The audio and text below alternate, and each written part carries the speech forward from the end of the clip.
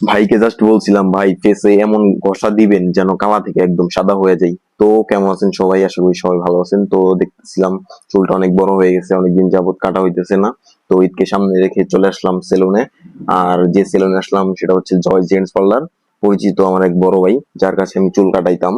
জয় ভাই যেহেতু নিজে এখন এক সেলুনের মালিক, যেটা মগরা ইউনিয়নের কুইজবাড়ি এলাকায়। তো যেহেতু সে নিজেই মালিক, তার কাছে চলে আসলাম সেই অনেকদিন পরে। সে আমাকে ইনভাইট করছিল আরো 4-5 মাস আগে, যখন সে সেলুনটা উদ্বোধন করলো। যাই হোক, ঈদকে সামনে রেখে চলে আসলাম তার কাছে।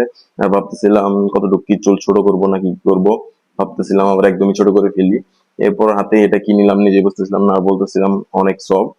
যাই হোক, জয় ভাই শুরু করে দিল স্প্রে করা থেকে শুরু করে চুলের শেপ ঠিক করা, আর যা যা করা দরকার ভাই নিজেই বলতেছিল ভাই এমন এমন ভাবে করে দিই।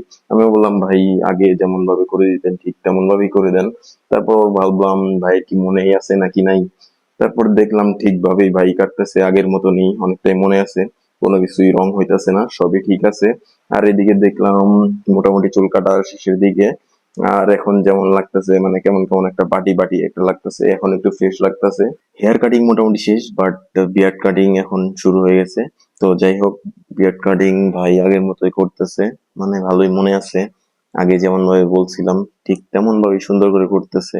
আর এখন হচ্ছে সেই মুহূর্ত যে মুহূর্তে অনেক রিস্ক থাকে, মানে নিজের অনেক কেমন রিস্ক রিস্ক লাগে, মনে হয় যে খুরের যে ধারালো ব্লেডটা সেটা যদি গলার মধ্যে একবার লাইগা যায় অনেক ব্লাড বের হয়ে যাবে বা অন্য কিছু হয়ে যেতে পারে। তো যাই হোক, যারা আমাদের মানে এইভাবে কাটিং করে আর কি, বিয়ার্ড কাটিং গলার নিচে এভাবে কাটিং করে, অনেকে হচ্ছে অনেক অভিজ্ঞতা থাকে না অনেকের, যার কারণে অনেক সময় গলার নিচে এভাবে অনেক কেটে যায় বা অনেক রক্তক্ষরণ হয়।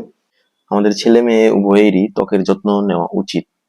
রূপচর্চার নারীরা বেশি এগিয়ে থাকলেও ছেলেদেরও ত্বকের বিশেষ যত্ন নেওয়া উচিত। আমরা ছেলেরা অনেক সময় কাজের চাপে, ব্যস্ততায়, বিভিন্ন কারণে নিজের ত্বকের যত্ন নিতে পারি না। তো এটা মোটেও উচিত না। আমাদের ত্বক ভালো রাখার জন্য অবশ্যই প্রচুর পরিমাণে পানি পান করতে হবে। আর ধুলাবালির কারণে ছেলেদের ত্বক বারবার পরিষ্কার করতে হয়। ছেলেদের অয়েল কন্ট্রোল ফেস ওয়াশ ব্যবহার করা উচিত। আর আমাদের খাদ্যাভ্যাসে শাকসবজি সহ পুষ্টিকর খাবার রাখা উচিত। আমরা অনেকেই আবার রাত করে অনেক রাতে ঘুমাই, যেটা মোটেও উচিত না। আমাদের পর্যাপ্ত পরিমাণে ঘুমাতে হবে এবং রাত জাগার অভ্যাস থাকলে সেটা অবশ্যই বাদ দিতে হবে। অনেকেই ভাবতে পারেন ভাই জ্ঞান দিতেছেন নাকি? না ব্রো, অবশ্যই জ্ঞান দিতেছি না। অনেকেই ধীরে ধীরে এই বিষয়ে সচেতন হয়ে উঠতেছে, কারণ ছেলেদের ত্বক এমনিতেই বেশি রুক্ষ। আর আমাদের ছেলেদের এই কারণেই ত্বকের সমস্যাও বেশি। সঠিক সময় সঠিক যত্নে এসব সমস্যার সমাধান অবশ্যই হতে পারে। আচ্ছা ভাই থাক, আপনাদের আর জ্ঞান দিব না, এখন আপনাদের একটু মজা দিই। আচ্ছা যাই হোক ভাই, দেখেন কিভাবে আমারে কালা থেকে মানে সাদা বানিয়ে দিতেছে। ভাইকে জাস্ট একটু বলছিলাম ভাই একটু কালা থেকে সাদা বানিয়ে দেন, একটু জাস্ট মজা করেই বলছিলাম। তো ভাই এইভাবে কষাকষি শুরু করছে, মানে কি একটা অবস্থা, মানে চেয়ারটা মানে জাস্ট ঝুঁকতেছিল এমন অবস্থা, এমন স্পিডে দিতেছিল ভাই, মানে কষা দিতেছিল, কি আর বলবো। যাই হোক মোটামুটি শেষ।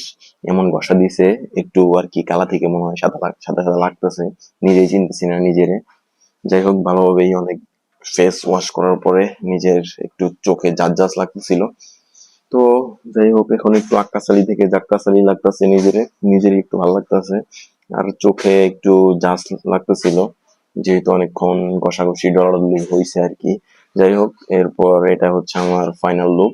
নিজেরে অনেক সুন্দর লাগতেছিল নিজের কাছে নিজেই। তো যাই হোক, আজকে ভিডিওটা এই পর্যন্তই। সবাই সুস্থ থাকবেন, ভালো থাকবেন। আল্লাহ হাফেজ। And thanks everyone for watching my video.